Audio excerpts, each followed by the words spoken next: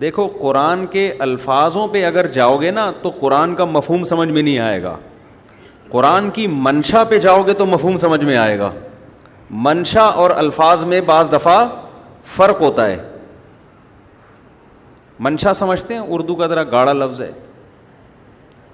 آپ کسی کو کوئی بات کہہ رہے ہوتے ہیں, وہ بات مقصود نہیں ہوتی, اس سے مقصد آپ کا کچھ اور ہوتا ہے, لیکن ایک مثال کے ذریعے آپ وہ بات سمجھانا چاہ رہے ہوتے ہو. قرآن کہہ رہے ہیں ان لوگوں کا جرم یہ تھا کہ اللہ پر ایمان نہیں لائے اور غریبوں کو کھانا کھلانے کی ترغیب نہیں دیا کرتے تھے. آپ کہتے تو کافر تو بہت ترغیب دیتا ہے, ان کا تو میڈیا صبح و شام غریب غریب غریب غریب غریب غریب, اس کے علاوہ دنیا میں کوئی کام ان کا ہے ہی نہیں.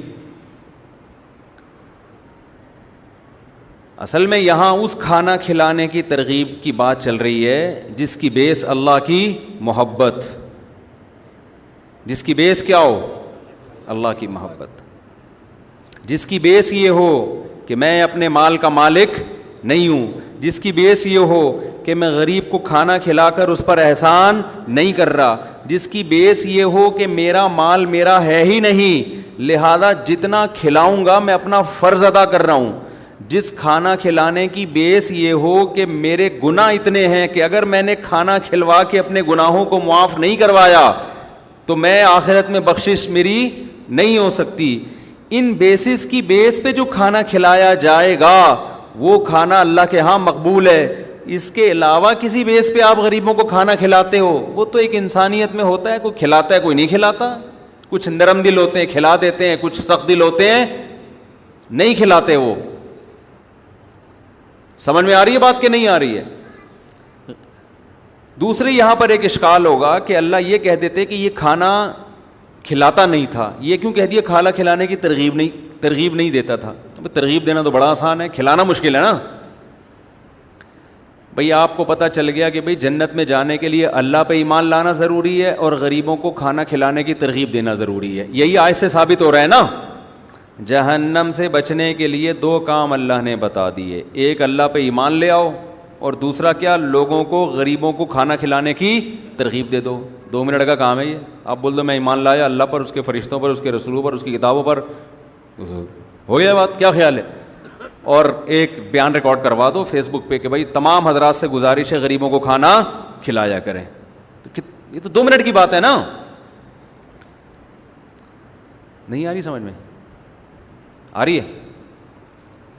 تو اس کو انسان قرآن اتنی امپورٹنٹ یعنی اتنی اہمیت کیوں دے رہے ہیں قرآن؟ اصل میں یہاں بھی مطلب یہ ہے کہ غریبوں کو کھانا کھلانے کی ترغیب کا مطلب یہ ہے کہ اس کے دل میں غریبوں کا خیال اور ان کے پیٹ بھرنے کا جذبہ ہے. اس جذبے کی بیس پر یہ ترغیب دیتا ہے. ایک ترغیب ہوتی ہے اپنی ذمہ داری کو, فارمیلٹی کو پوری کرنے کے لیے, کہتے ہیں آپ کو فکر ہو. تو جس کو فکر ہوتی ہے نا وہ جب ترغیب دیتا ہے تو جتنی ترغیب دیتا ہے اس سے زیادہ خود کھلا رہا ہوتا ہے. نہیں آئی میرا خیال ہے بات سمجھ میں؟ اس کے دل میں غریبوں کی قسمہ پرسی اور ان کی غربت کو دیکھ کر ان کی حالت زار پہ رحم کھا کے ان کی ضرورتوں کو پورا کرنے کا اس کے دل میں جذبہ ہوتا ہے. اور جذبہ اس بیس پہ ہوتا ہے کہ اگر ان کی قسمہ پرسی میں نے نہیں کی اور کل قیامت کے دن انہوں نے میرا گریبان پکڑ لیا تو میرا بنے گا کیا, یہ جذبہ کافر میں بولو نہیں ہوتا. سمجھتے ہیں کہ نہیں سمجھتے؟ اس لیے اللہ کی نظر میں کافر ساری دنیا کے سارے غریبوں کو صبح شام دے کے کھلاتا رہے, اللہ کی نظر میں اس کے عمل کی کوئی ویلیو نہیں ہے, کوئی ویلیو نہیں ہے اس کی.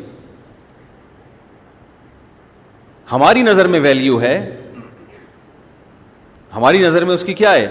ویلیو ہے, اور ہونی چاہیے, کوئی غلط بات نہیں ہے. نبی صلی اللہ علیہ وسلم نے فرمایا من لم یشکر الناس لم یشکر اللہ, جو لوگوں کا شکر ادا نہیں کرتا وہ اللہ کا بھی نہیں کرتا. اس لیے کافر نے آپ پر احسان کیا, آپ اس کا شکر ادا کریں, اسلام کا حکم ہے یہ, لیکن اللہ اس کا شکر ادا بولو نہیں کرے گا. اللہ کہے گا میرا معیار کچھ اور ہے. سمجھ میں آ رہی ہے بات؟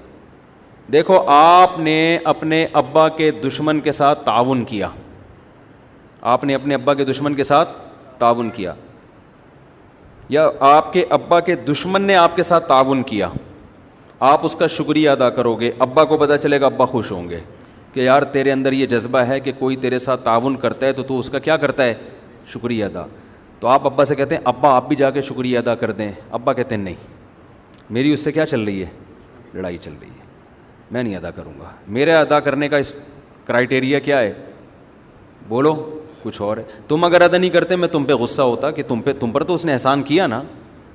اس کی مثال ایسے ہے, والدین اگر آپ کے کافر بھی ہیں تو قرآن کیا کہتا ہے, ان کے ساتھ اچھا سلوک کرو کیونکہ ان کا تم پر احسان ہے. صاحبہما فی الدنیا معروفا, دنیا میں ان کے ساتھ بہت اچھا سلوک کرنا ہے. دنیا کا تذکرہ اس لیے اللہ نے کر دیا کہ اللہ نے آخرت میں بھی ان کے ساتھ اچھے سلوک کی اجازت نہیں دی, کیونکہ آخرت میں اچھا سلوک ہوگا, دعا کرنا ان کے لیے, سفارش کرنا, یہ اللہ نے اجازت نہیں دی, دنیا میں کر سکتے ہو. تو اللہ کافر کی اولاد کو حکم دے رہا ہے کہ ماں باپ کے ساتھ تم نے اچھا سلوک کرنا ہے, لیکن ہم اللہ سے کہیں اللہ تو بھی کر لے, اللہ کہیں گے نا نا نا میں نہیں کروں گا, میرے دشمن ہیں, میں موت کا انتظار کر رہا ہوں.